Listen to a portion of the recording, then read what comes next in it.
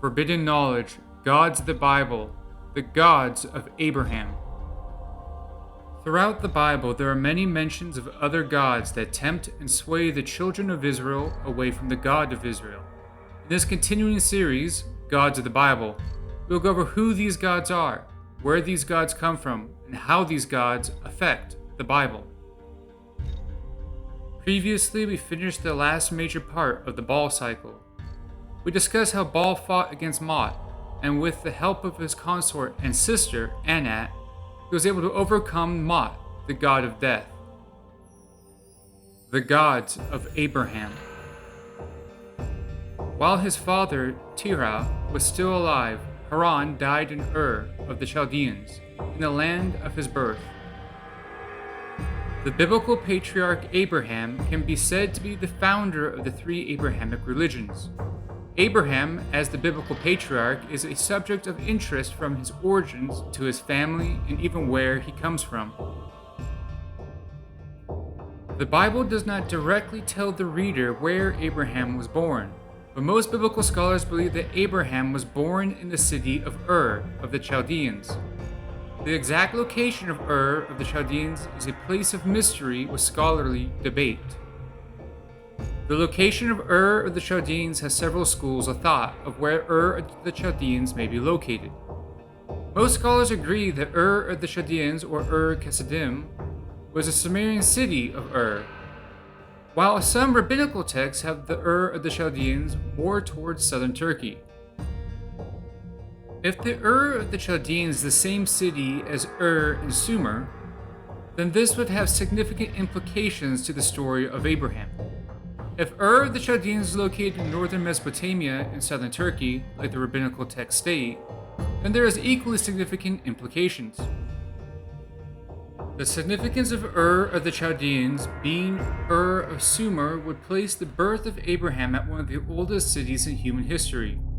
Ur was founded roughly 3800 BC and has been used as the port city of Uruk, which was founded roughly 5000 BC. The Jewish tradition of Upper Mesopotamia being the location of Ur of the Chaldeans, this would still place Ur of the Chaldeans in Mesopotamia, and the gods of Mesopotamia would still be the gods of Sumer and later Babylon. Sumer and Mesopotamia are some of the oldest and most advanced ancient civilizations and have some of the most sophisticated and well-documented early religions in human history, which is significant to the story of Abraham. Terah, the father of Abraham in the rabbinical text, is an idol maker. Terah was a follower of the gods he made idols to, and sold those idols to the citizens and priests of Ur. Knowing the location of Ur would help understand who the gods of Abraham would have worshipped.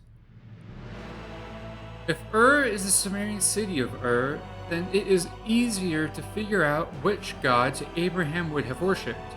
The patron god of Ur was Nanna, the goddess of the moon. Nanna was the daughter of Enlil and Nilala, and the mother of Inanna, otherwise known as Ishtar. Enlil is the Sumerian king of the earth, and king of the Sumerian pantheon. Enlil's father, Anu, is the Sumerian supreme god. Enlil is a storm god, and although there is little record of human sacrifice to Enlil, there has been found thousands of graves of the people who were sacrificed in the city of Ur. Those who are familiar with the Gods of the Bible series will recognize a few key elements between the Canaanite god Baal and Enlil. Both Baal and Enlil are the kings of the earth. Both Baal and Enlil are leaders of their pantheons. Both Baal and Enlil are storm gods with a crown of horns. Although Baal and Enlil are separate gods, they are also each other's equivalent, holding the same position, powers, and rank. Terah, the father of Abraham, was an idol maker. Abraham, known as Abram, sold the idols of the other gods for his father. If Ur of the Chaldeans is the same as Ur, the city in Sumer, then Abraham would have likely have sold idols based on the patron god of Ur, Nanna, and her famous father, Enlil, the equivalent of Baal. This creates some serious implications for the context of the Bible. Terah, the idol maker, was a believer of other gods. In the rabbinical text, Terah gave up Abraham to Nimrod to be punished for destroying the statues of the gods. The rabbinical texts within the Midrash tell the story of Abraham and how Abraham rejected the idols his father made. We know from the Bible that Abraham denied the gods of his father and embraced the God who created all things. Abraham, having rejected the gods in favor of the God who created all things, rejects the gods to Nimrod. Nimrod, in his anger, sentenced Abraham to death by throwing him into a burning pit of fire. Due to his faith, Abraham was saved by the God who created all things, surviving the pit of fire, but his brother did not. Terah, the very same person who gave up his son to the priests of the other gods, followed Abraham out of Ur and into the land of Canaan. Abraham did not only leave with his father, a worshipper of other gods, but with hundreds, if not thousands, of servants who also worshipped other gods. Through Abraham, there is a rejection of Nana, in turn, Enlil, Anu, and the rest of the Sumerian gods.